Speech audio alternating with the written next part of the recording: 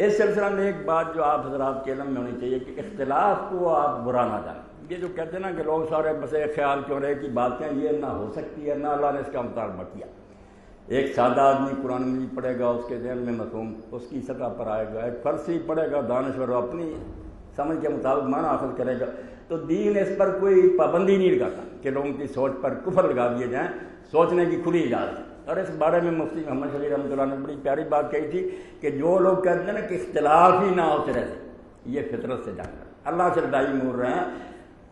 اختلاف تو اللہ کو پسند، گل ہائے رنگ رنگ سے ہے زینت چمن، اے ذوق اس جہاں کو ہے زیب اختلاف.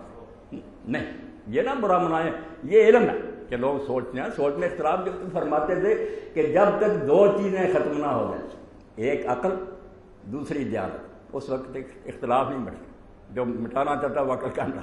جب لوگ سوچیں گے اور جس نتیجہ پر پہنچیں گے دیانتداری سے اس کو ظاہر کر دیں گے بلا خوف اور جذب کے، تو اختلاف تو ہوگا.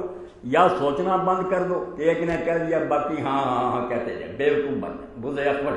یا آپ کے ذہن میں تو کچھ اور بات آئی، آپ کے علم نے بتایا کہ صحیح ہے، مگر آپ نے لوگوں کا لحاظ کر کے کسی خوف اور ڈر کی وجہ سے ہاں میں ہاں ملا دی، تو یہ دیانتداری کے خلاف ہے. اس لیے جب تک لوگ سوچتے ہیں اور دیانتداری سے اپنے نتائج افکار کو پیش کرتے ہیں، اختلاف نہیں مٹ سکتا. نہ دین اس کے خلاف ہے، یہ اس طرح ترقی رک جائے.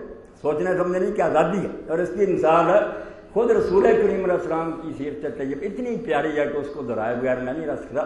صحیح بخاری مسلم سب میں دیکھ لیں کہ جب حضور صلی اللہ علیہ وسلم جنگ خندق سے فارغ ہوئے تو رسول کریم علیہ السلام لباس اتار رہے تھے اور غسل کی تیاری فرما رہے تھے. جبریل امین علیہ السلام گھوڑے پر سوار آئے. یہ دروازہ جس کو ہم باب جبریل کہتے ہیں، یہ دروازہ اس وجہ سے وہاں کھڑے تھے. اور انہوں نے کہا حضور آپ ہتھیار اتارے؟ کہا ہاں. کہا نہیں ہم نے تو ابھی ہتھیار نہیں اتارے. حضور نے فرمایا کہاں کا حکم ہے؟ فرمایا بنو قریظہ پر چڑھائیں گے. وقت پر انہوں نے غداری کی تھی، محاصرہ ہو گیا.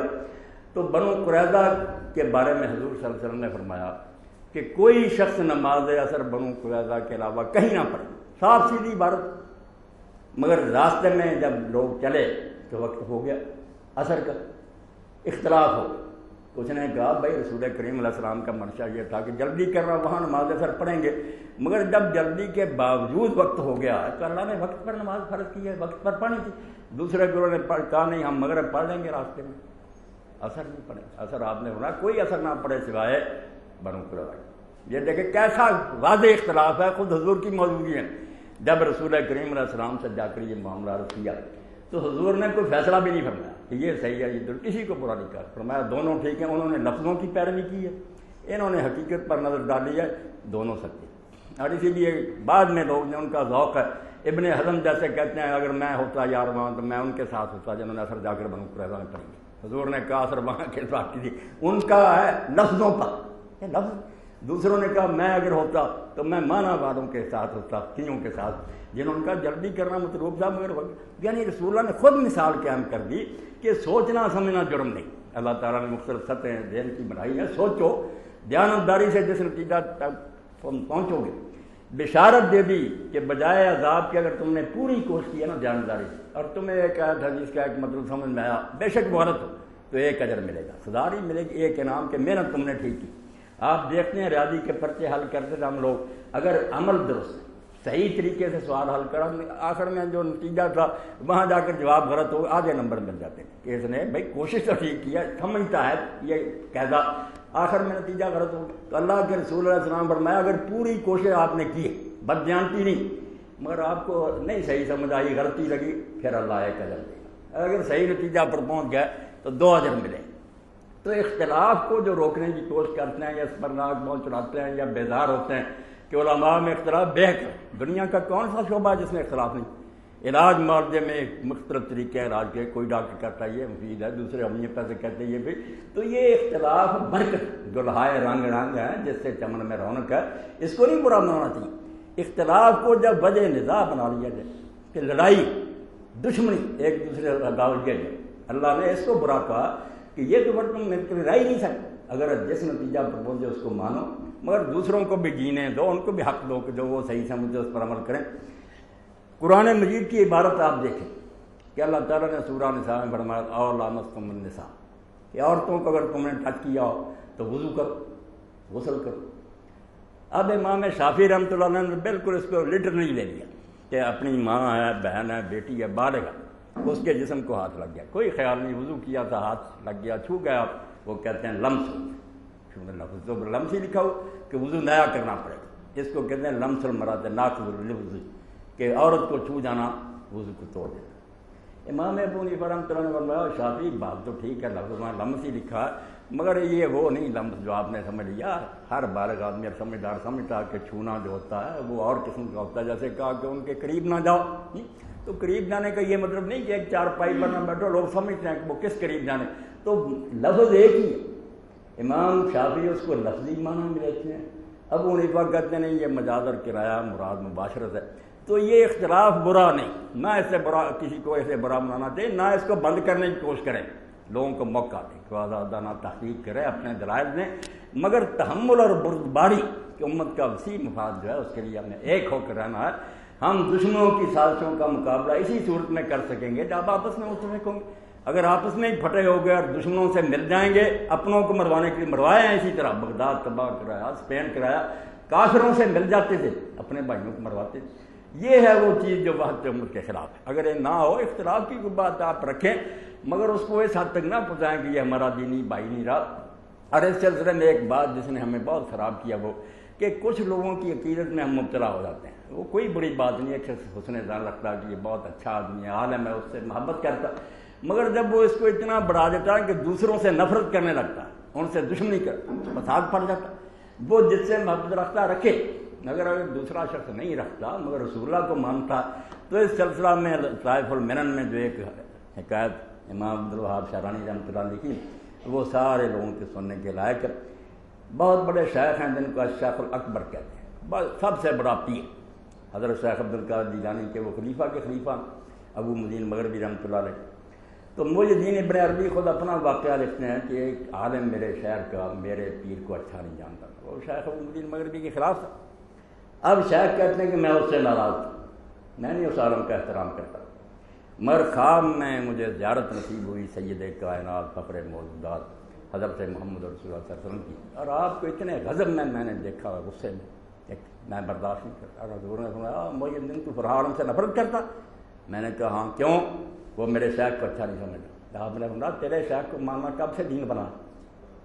کس نے اس کو دین کا حصہ بنایا؟ تو محبت رکھتا رکھ، مجھے مانتا یہ نہیں، میرا امتی ہے کہ صبح جا کر اس سے معافی مانگ کر اس سے تعلق بال کر، خود کہتے ہیں کہ میں نے جا کر اس کے پاؤں پکڑے کہ اللہ کے لیے۔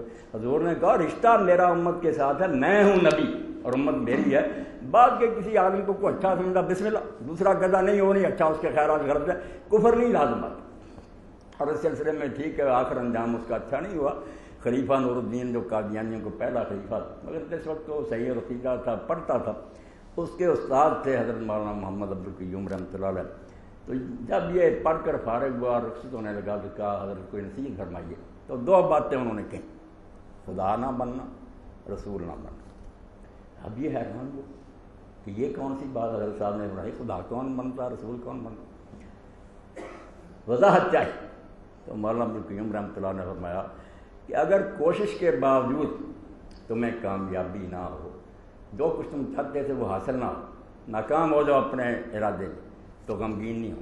ڈپریشن صرف اس وقت پیدا ہوتی ہے جب آدمی سمجھے میں اللہ تھا، جو چاہتا تھا میں کر لیتا ہوں، فارغ ما یرید، خدا یہ اللہ کی شان ہے کہ وہ جو چاہتا ہو جاتا۔ مخلوق کی یہی بے بسی اور عاجزی ہے کہ وہ کوششیں کرتے ہیں، اللہ کو منظور ہوتا ہو جاتا، ورنہ نہیں ہو سکتا وہ۔ تو اس لیے ایک تو خدا نہ بننا کہ اگر کوشش میں تم کامیاب نہیں ہو تو بالکل غم کو پاس نہیں آئے گا، سمجھنا میں کو اللہ تھا کہ میری مرضی پوری بندہ نہیں ہوا تو پھر کیا ہوا۔ اور رسول نہ بننا کہ اگر تمہارے فتوے کو کوئی قبول نہ کرے، جو مسئلہ تم نے بیان کیا اس نے کہا نہیں مولوی صاحب میں نہیں مانتا، اس کو کافر نہ کہنا، تم رسول نہیں ہو کہ تمہاری بات نہیں مانی تو کافر ہو گیا۔ رسول ہے جس کی یہ شخصیت ہے، اس کی حیثیت کہ رسول کی بات نہ مانے وہ کافر ہوتا، عالم کی بات نہیں مانتا کیا ہوا۔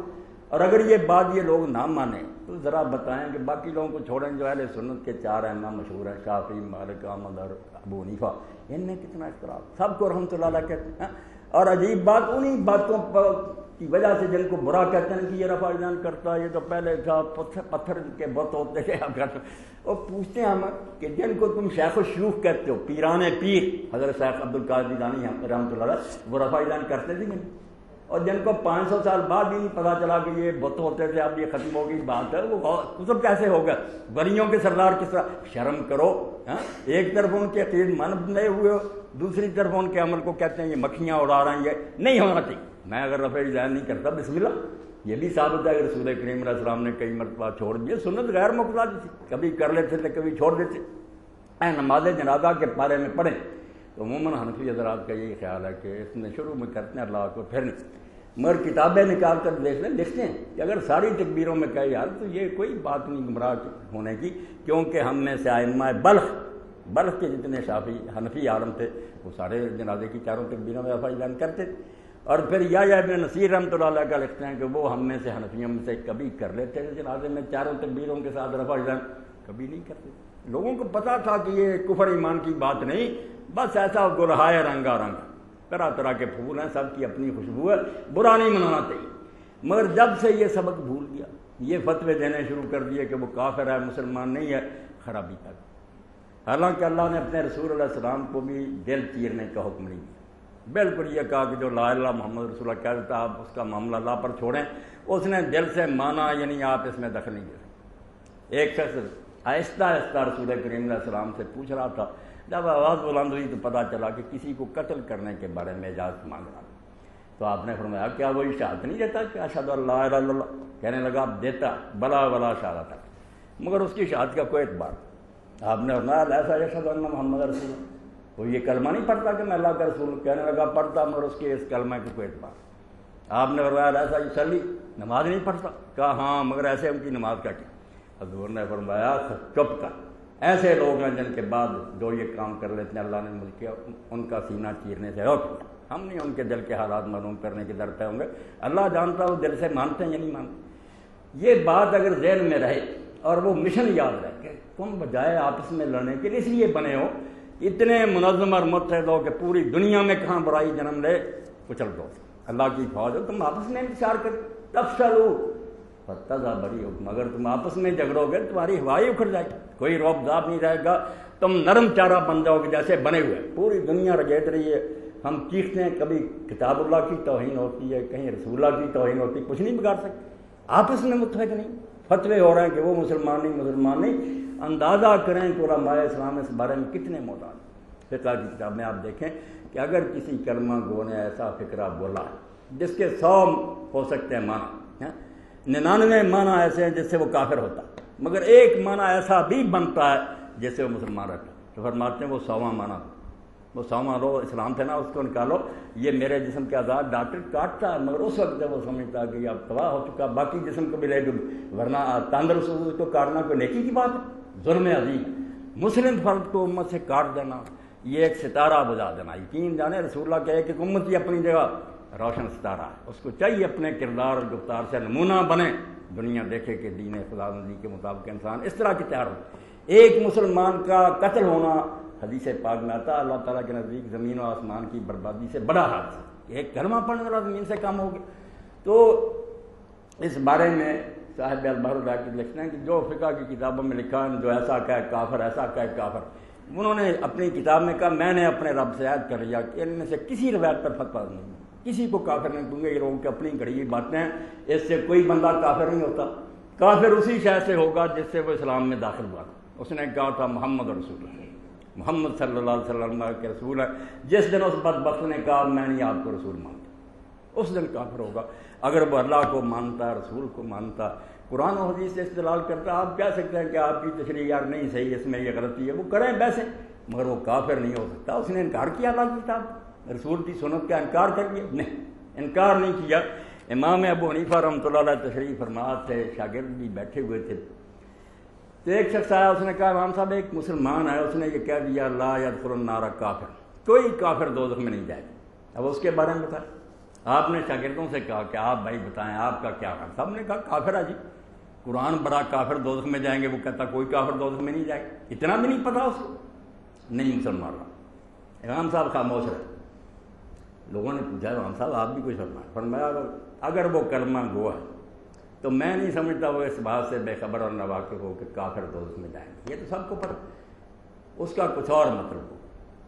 لوگوں نے پوچھا کہ امام صاحب اس کا اور مطلب کیا ہو سکتا، دیکھیں کتنی احتیاط، شاید اس بیچارے کو بھی یہ سوچی نہ ہو، مگر امام صاحب نے فرمایا اگر اس نے کہا نا کہ کوئی کافر دوزخ میں نہیں جائے گا تو اس کا ایک بہت صحیح مطلب ہے، وہ یہ کہ جب دوزخ میں لوگ جائیں گے نا کافر، جو دنیا میں کافر ہے وہاں کافر نہیں ہوں، سمجھے نا، اس وقت کہیں گے کہ اللہ ہم نے سن لیا، دیکھ لیا، انا ممکن، ہم اب یقین کر گئے، مان گئے ہمیں دنیا میں دوبارہ بھیج، اس وقت وہ ایمان لائیں گے، مان جائیں گے کہ اللہ بھی ہے، قیامت بھی ہے، چاہے اس ماننے کا فائدہ کوئی نہیں ہو۔ اس لیے دوزخ میں جانے کے وقت کوئی کافر نہیں رہے گا، مان جائے گا، بے شک پھر اس ماننے کا اس کو کوئی نفع نہ ہو، یہ وہ کہہ رہا۔ اب یہ بات تو بالکل ٹھیک، قرآن پڑھا ہوا کہ لوگ کہیں گے اللہ ہم نے سب کچھ دیکھ لیا، سن لیا، اب تو مان گئے ہم، مگر اس ماننے پر اللہ کہے اب تو موقع ہی کوئی۔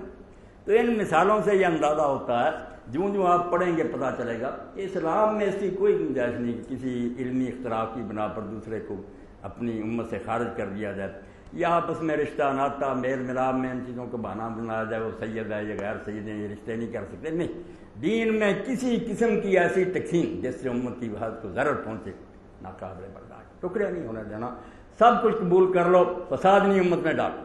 اور اسی لیے اللہ کے رسول اللہ علیہ وسلم نے جب پیش گوئیاں فرمائیں کہ میرے بعد حاکم آئیں گے، دین کے خلاف عمل کریں گے، خرابی مچائیں گے، تو لوگوں نے پوچھا ہم تلواریں اٹھا لیں؟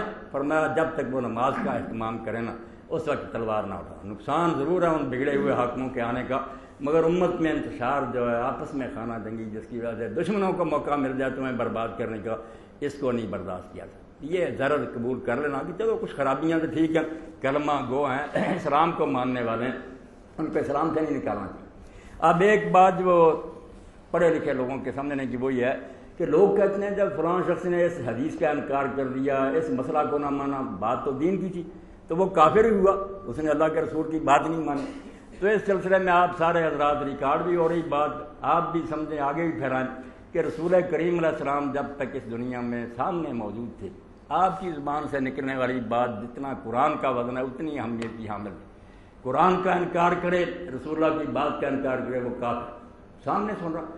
مگر اب جب زمانہ اتنا پڑ گیا، درمیان میں بے شمار واسطے، میں نے فلاں سے سنا، میں نے فلاں سے سنا، 6-7 آدمی درمیان میں آتے ہیں، ان کی کیا گارنٹی وہ نبی؟ عام آدمی ہے، جھوٹ بھی بول سکتے ہیں، بھول بھی سکتے ہیں، بعد میں کمی بیشی بھی ہو سکتی ہے۔ اس لیے آج اگر کوئی شخص کہتا کہ یار اس حدیث پر میرا اطمینان نہیں، میرا نہیں دل مان، وہ معاذ اللہ یہ نہیں کہتا کہ میں رسول اللہ کی بات نہیں مانتا، وہ کہتا یار کسی بیان کرنے والے کو غلطی لگی ہے، یہ نہیں بات حضور فرما سکتے۔ اس لیے وہ رسول اللہ کی بات کا منکر نہیں ہے، ایک ایسی بات کا انکار کر رہا جو آپ کی طرف منسوب ہے، مگر اس کا دل نہیں مانتا کہ حضور نے کہی ہوگی، تو یہ کافر نہیں ہو سکتے۔ اس سلسلہ میں 3 سٹیج جو ہیں مدارج دین کے بارے میں یہ ذہن میں رہنے چاہیے۔ ہر آدمی جو اٹھتا نا کہ میری یہ بات نہیں مانی کافر، یہ نہیں ٹھیک بات۔ کچھ چیزیں تو رسول اللہ سے اس طرح منقول ہوئی ہیں کہ امت میں اس میں کوئی اختلاف نہیں ہے، اس کو علمی زبان میں ضروریات دین کہتے ہیں کہ وہ اسلام کی ایسی ضروری باتیں ہیں کہ ان پڑھ تک جانتے ہیں، جیسے اب شوشہ چھوڑ دیا، شراب حرام نہیں، ایسی بکواس کی کوئی اجازت نہیں۔ مسلمانوں کا کوئی گروہ مشرق مغرب میں ایسا نہیں، بچہ نہیں، جوان ایسا نہیں جو نہیں جانتا کہ اسلام نے شراب کو حرام کیا، نشہ اور مشروبات حرام ہے۔ کوتاہی سے یا تربیت کی کمی کی وجہ سے کوئی پیتا ہے تو قصوروار میں حرام ہے۔ اب ایسی باتوں کو کوئی اٹھا دے کہ 5 وقت کی نماز نہیں ہے، حج بیت اللہ، وہ نہیں مسلمان ایسا۔ یہ کوئی مسائل ایسے نہیں کہ ان میں غور و فکر کی ضرورت ہو، یہ تو بچے تک پہنچا دیا اللہ کے، اور اس میں امت میں کوئی اختلاف بھی نہیں، ضروریات دین کا منکر کافر۔ دوسرے کچھ مسائل ایسے ہیں کہ ایک گروہ کے نزدیک تو قطعی دلائل سے ثابت، وہ جان ہم کہتے ہیں ہمارے پاس پڑھے پکے سے ہو، مگر وہ اس درجہ کو نہیں پہنچے کہ سارے مسلمان مانتے ہوں، کچھ نہ کچھ اس سے اختلاف بھی کریں۔ اب اس کے بارے میں مولانا احمد رضا خان دہلوی رحمۃ اللہ نے اپنے کتاب میں لکھا اور حوالہ دیا کہ میرے والد محترم نے اس پر جو کتاب لکھی ہے وہ پڑھنے کے لائق ہے۔ تو فرماتے ہیں حضرت ابوبکر، حضرت عمر رضی اللہ تعالیٰ عنہ کی خلافت ہمارے نزدیک قطعی دلائل سے ثابت، ہمیں پکا یقین ہے کہ وہ خلیفہ برک تھے، مگر چونکہ شروع میں کچھ اختلاف ہو گیا، حضرت علی اور ان کے ساتھیوں نے کچھ مدت تک رنجش کا اظہار کیا، بعد میں وہ مان گیا۔ اب ہم کہتے ہیں وہ دل سے راضی ہو کر مان لیں، دوسرا گروہ کہتا نہیں انہوں نے بس مسلط کے تحت قبول کیا، دل سے نہیں راضی تھے، بعد میں پڑ گیا شک۔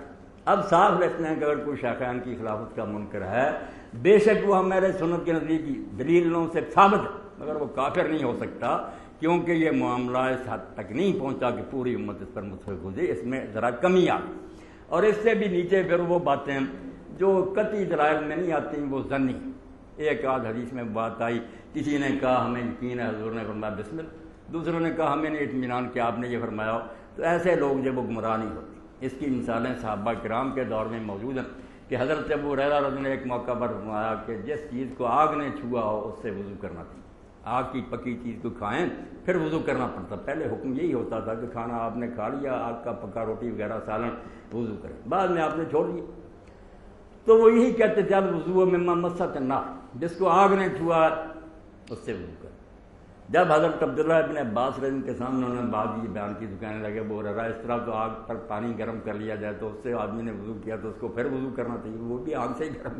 تو ابو ہریرہ کوئی جواب نہیں دے، بتیجے جب میں حدیث بیان کروں تو ایسی باتیں نہ کرو بھائی، یہ اپنی جگہ کہتے رہے، اپنی جگہ ٹکے رہے، کسی نے کسی کو کافر مومن نہیں کہا، حالانکہ پہلی صدی، اس لیے خدا کے لیے یہ کافر والی بیان ذہن سے نکال، ہر مسجد میں جاؤ وہ آپ کی اپنی مسجد، یہ نہ پڑھا کرو آنکھیں بند کرو کہ اوپر کیا لکھا ہوا پیشانی پر یا حدیث کی مسجد آئی بڑے کیا قبلہ رخ نماز پڑھ۔ آپ اندازہ کریں کہ اسلامی تاریخ میں جتنا بدنام مختار بن ابی عبید ثقفی ہے کہ وہ نبی بن گیا تھا، اس نے دعویٰ کر دیا تھا کہ میں صاحب وحی ہوں، میرے پاس جبریل آتا، مگر محلہ میں دیکھے صحابہ کرام اس کے پیچھے جمعے کی نماز پڑھتے تھے، دوسری نمازیں پڑھتے تھے، زکوٰۃ اس کے بیت المال کو دیتے تھے، اگر وہ وظیفے بیچتا تھا تو ابن عمر ابن عباس وہ سارے وصول کرتے۔ تو ان باتوں کی وجہ سے جو ٹکڑے کر دیا نا، ہر مولوی اور ملا ایک رسالہ شائع کر دیتا، وہ مسلمان نہیں، کوئی کہتا وہ گستاخ رسول ہے، وہ کہتا یہ مشرک لوگ، ایسا حق کسی کو نہیں۔ آپ اپنی حد تک سمجھانے کی کوشش کریں کہ آپ کے خیال میں یار یہ غلطی معلوم ہوتی ہے، آپ درست کر لیں تو بہتر، اگر نام بھی درست کہے تو صاحب امت جانے اور اس کا امتی، آپ امت کے وارث نہیں ہیں کہ کسی کو امت میں سے نکالے، قطعاً اس کی اجازت کوئی حق نہیں اس کا، یہ اللہ کے رسول کا معاملہ، دن قیامت کے ساروں کو اپنی کملی کے نیچے لے لے، آپ کون روکنے والے ہو؟ نہیں ایسی باتیں کرنی چاہیے۔ اور آپ حیران ہوں گے کہ جو اسلامی فرقے امام احمد بن حنبل رحمۃ اللہ علیہ کے زمانہ میں تھے، ان میں سے جہمیہ فرقہ ایک تھا جس کو امام صاحب نے کافر کہا، اور کسی کو کافر نہیں کہا، ان کے بارے میں کہتے تھے کہ ان کا عقیدہ جو ہے یہ یار اسلام کے لوگوں کا نہیں، یہ اسلام سے خارج، مگر جب ان میں سے کوئی مرتا تھا اس کی نماز جنازہ پڑھتے، اپنے وعدوں میں ان کے لیے دعائے رحمت کرتے، بخشش مانگتے۔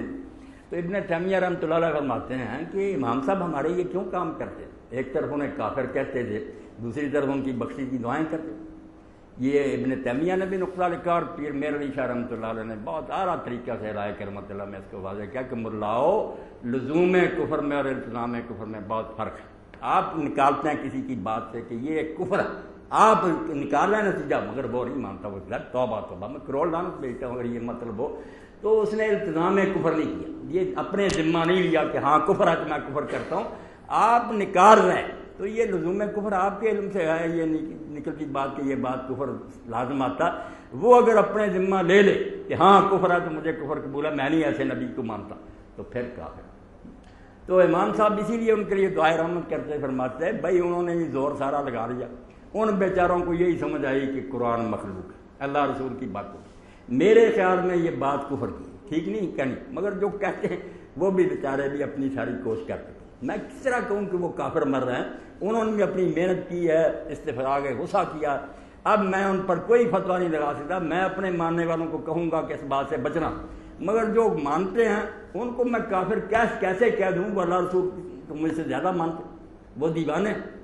اور ایک بات جس کی وجہ سے خرابی پڑ جاتی ہے اتحاد میں، اور اب وہی ہو رہا کہ جو باتیں اصل تھیں ڈر ان کو چھوڑ دے، شاخوں پر جھگڑا کرتے رہتے۔ میں مثال کے طور پر کہتا ہوں، آپ میں ہر قسم کے لوگ موجود ہیں میرے بھائی، کہ ہمارے علم میں غیب کی بحث بہت چلتی ہے، کوئی کہتے ہیں اللہ کے سوائے علم میں غیب نہیں کسی کو، کوئی کہتے ہیں نہیں انبیاء اور اولیاء جو ہیں ان کو بھی اللہ نے علم میں غیب دیا۔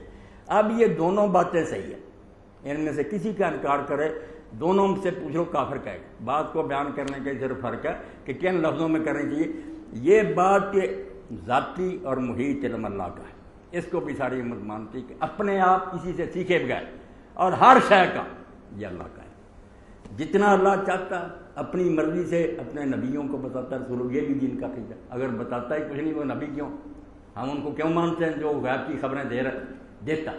اب درمیان میں آ جاتی بات، یہ دو حدیں قائم رکھنی، ان کے اندر رہنا کہ اللہ کے سوا کو اپنے طور پر نہیں جانتا، محیط علم اس کا ہے، اس کے اندر رہ کر کہ اللہ جتنا چاہتا دیتا، یہ بھی مانا۔ مگر اب کون سی چیز کا دیا یا نہیں دیا، مثلا اختلاف ہو گیا کہ قیامت کا بھی حضور کو علم دے دیا، کب آئے جو بارش وغیرہ کے بارے میں سورہ لقمان میں وہ بھی دے دیا۔ اب جب جذباتی نہیں ہوتے، ہوش قائم ہوتے، اس وقت لکھنا ہے خالص الاعتقاد ہے مولانا احمد اللہ خان رحمۃ اللہ علیہ کی، یہ جال حق ہے مفتی احمد یار، وہ کہتے ہیں یار اس کا منکر گمراہ بھی نہیں۔ اگر کوئی کہتا قیامت کا علم نہیں حضور کو دیا، ان چیزوں کا علم نہیں دیا، یہ گمراہ نہیں ہو سکتا، کیونکہ زیادہ اہل سنت کے علماء کا یہی عقیدہ ہے کہ یہ چیزیں جو ان کے علم اللہ نے دیا، مانتے ہیں اکثریت کا یہی عقیدہ۔ اس لیے گمراہ ہونا تو گزارا اہل سنت سے بھی نہیں ہم نکال سکتے۔ صرف وہ کہتے ہیں ہمارا اور چند عارف لوگ درویش جو ہیں، ہمارا ذوق ہے کہ اللہ نے اپنے حبیب سے یہ چھپایا نہیں ہوگا، یہ پیار کی بات مگر عقیدہ ہے۔ اسی لیے مولانا غلام حسین سیدی صاحب نے جو ان کے مقالات ہیں سیدیہ، اس میں صاف لکھا کہ ہمارے یہ سارے مسئلے جو نا کہ حاضر ناظرین میں یہ ظنی، ہمارا خیال ہے ہمیں نہیں سمجھاتی، کوئی اس کی قطعی دلیل نہیں، نہ کوئی اس کا منکر کافر ہے، گمراہ بھی نہیں، کچھ بھی نہیں، سچا پکا مسئلہ۔ جب علم کی بات ہو تو یہ لکھ لیں، مگر ممبروں پر نہیں کہتے۔ رسالے چھاپتے ہیں، وہ نہیں مسلمان، وہ نہیں مسلمان، اور سب مسلمان ہوتا، بالکل اللہ رسول کی امت ہو، اکٹھے مل کر رہو۔